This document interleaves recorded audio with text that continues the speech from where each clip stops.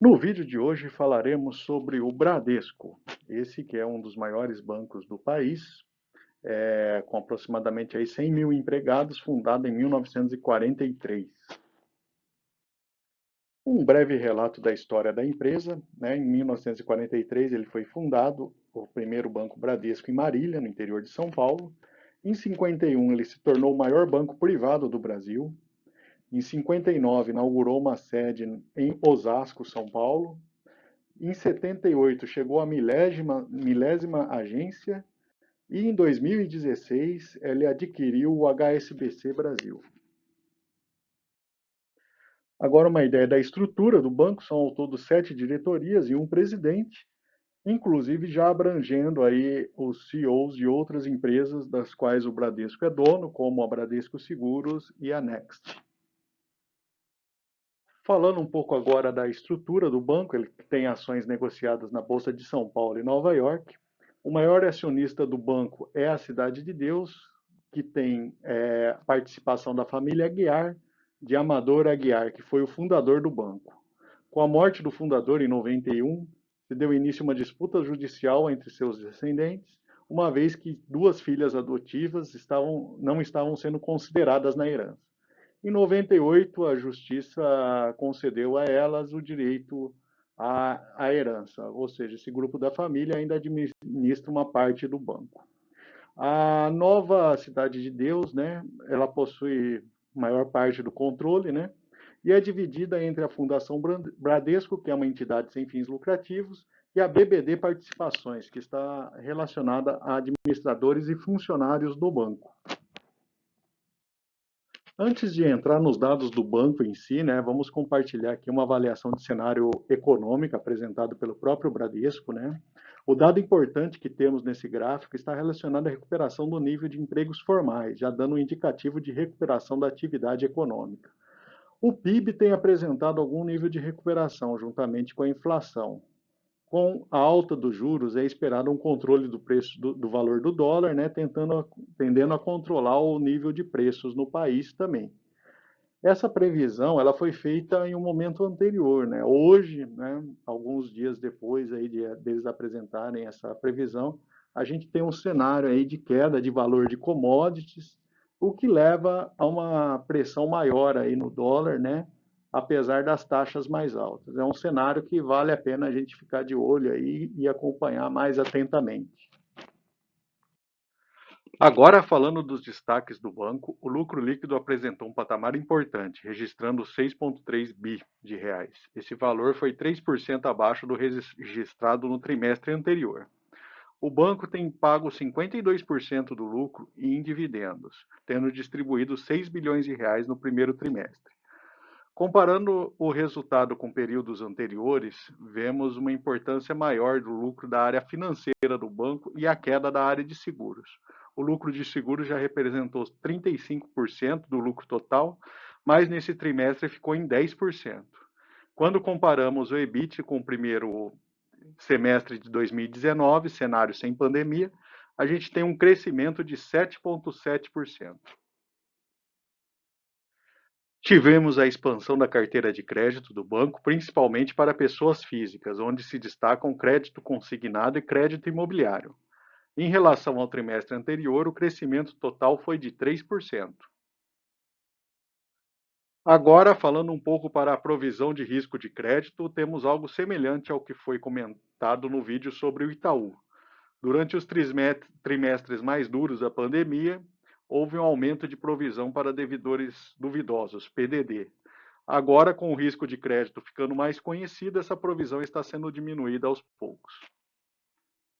Verificando agora os indicadores de inadimplência, apesar de estarmos em um patamar mais reduzido em relação ao histórico, houve um relativo aumento da inadimplência no primeiro trimestre, que já apresentou uma pequena queda no segundo trimestre de 2021. Falando um pouco mais das receitas do banco, houve um ligeiro aumento do número de correntistas do banco, que é um dado importante. E as receitas envolvendo cartões e operações de crédito tiveram um aumento na ordem de 4% entre os trimestres, o que é um dado positivo para o banco. E agora, falando um pouco da área de seguros do banco, começamos a enxergar, de fato, o resultado do Covid nessa área. Em azul, a gente observa aí que aumentou significativamente a sinistralidade, impactando o resultado global da área de seguros. Vendo os dados de um histórico mais longo, a gente pode observar aí que o lucro por ação do banco tem um certo patamar de estabilidade, sendo que a partir de 2015 a gente viu uma ligeira queda. Evidente que em 2020 tivemos o impacto da pandemia no resultado do banco, que deve voltar aos patamares anteriores à pandemia já neste ano. A relação preço por lucro está próxima a 10 atualmente, mas já chegou perto de 5 no passado. Isso indica que, a depender da evolução dos indicadores macro, pode ainda apresentar uma queda adicional de valores da cotação do banco. Já a taxa de crescimento do lucro em uma janela de 5 anos, que vinha perdendo força já antes da pandemia, passou para o cenário negativo, que também é uma situação pontual e é esperado voltar ali aos valores praticados antes, ali em 18 e 2019. Agora, avaliando o ROI da empresa, a gente vê algo em torno de 14,9%, e o indicador apresenta um certo nível de estabilidade com uma ligeira queda. Comparado com outros bancos, realmente o Itaú está em um patamar diferenciado com um valor bem mais alto. Caso você queira ver nosso vídeo sobre o resultado do Itaú, ele estará no final desse vídeo. Em termos de dividendos, também a gente enxerga um certo nível de instabilidade, ou seja, alguma previsibilidade dos dividendos ao longo do tempo. Já o dividend yield tem uma oscilação muito maior no resultado, uma vez que depende também do preço da ação. Em momentos onde o preço da ação despenca, o dividend yield apresenta saltos, como a gente pode observar no gráfico. Já o valor patrimonial do Bradesco sempre apresentou um nível de estabilidade, com uma ligeira queda aí a partir de 2018. Já a relação preço por valor patrimonial está em um patamar historicamente baixo, o que pode ser um bom sinal para quem pretende entrar na ação. Como estamos falando de bancos, né, vamos comentar um pouco aí sobre o índice de Basileia e imobilização. O índice de Basileia representa a relação do capital próprio do banco. Quanto maior, melhor, e o mínimo exigido pelo Banco Central é 11%. O Bradesco está acima de 15%, perdendo entre os principais bancos para o BTG e o Banco do Brasil. A imobilização reflete a agilidade que o banco tem para honrar seus compromissos. O máximo permitido pelo Banco Central é 50%. O Bradesco está com algo próximo a 30%, perdendo também para Banco do Brasil, Itaú e Santander, ou seja, um resultado intermediário. Falando agora um pouco dos destaques do banco, né, que valem a pena serem comentados, é a evolução dos canais digitais do banco, que surfaram na onda da pandemia e aumentaram significativamente o número de clientes nessas plataformas durante o período. Outro ponto interessante do resultado é que, mesmo com a adesão ao Pix, e tivemos uma adesão bastante relevante, houve aumento no uso dos cartões de crédito e débito. As reduções em termos de transações foram para saques e uso de cheques. O aumento do uso de boletos também chega a ser interessante, uma vez que o Pix não alterou não afetou aparentemente esse tipo de transação. Este resultado também deve ser interessante para outra empresa que analisamos, a Cielo. Veja o vídeo em nosso canal. Caso esteja gostando do conteúdo, considere se inscrever no nosso canal. E por fim, dentro dos destaques, falando um pouco agora de outros produtos do banco. Temos o Ágora Investimentos, que é a sua corretora de valores mobiliários, o Next, que é o seu banco digital, e o Bits, que é um aplicativo de carteira digital. Isso mostra que o banco está atento a essas tendências de mercado, com forte aumento no uso dessas plataformas nos últimos trimestres. E falando do futuro, a gente tem uma visão agora das projeções que o banco está usando. Vale observar que o resultado das operações de seguro e previdência tiveram uma revisão da projeção para final de 2021, ocasionada aí pelo resultado que a gente teve no primeiro semestre.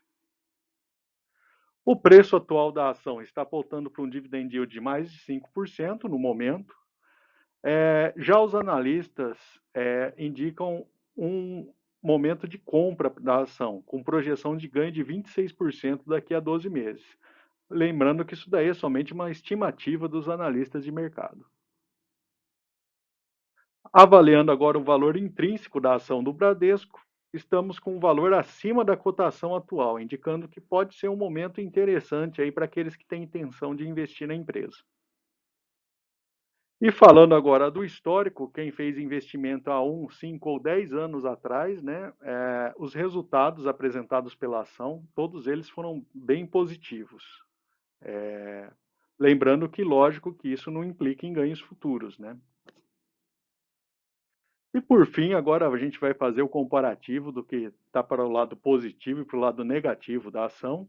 Do lado positivo, a gente tem um patamar de lucro líquido semelhante ao pré-pandemia, crescimento da carteira de crédito e inadimplência em nível adequado. A gente tem histórico de dividendos e preço da ação, os indicadores de preço da ação em valores interessantes, dividend yield, preço por lucro, preço por valor patrimonial e valor intrínseco da ação. E o banco é um banco que investe em plataformas digitais, então ele está atento a essas novas tecnologias, né? Do lado negativo, o resultado da área de seguros preocupa, né? A queda foi bastante significativa. Quando a gente compara os dois bancos privados, né, os dois maiores, o Bradesco e o Itaú, o ROI do Itaú é muito maior do que o do Bradesco. Temos aí uma visão de estabilidade, até uma pequena queda do valor de patrimônio líquido do banco, e os índices de Basileia e imobilização são medianos, não são nem muito positivos em comparação aos demais bancos e nem muito negativos. E por fim, deixo com vocês algumas das fontes de informação usadas no vídeo. Caso você gostou do conteúdo, se inscreva no canal e deixe seu like. E comente abaixo que ação vocês gostariam de ver analisada aí nos próximos vídeos. Ok? Obrigado, hein?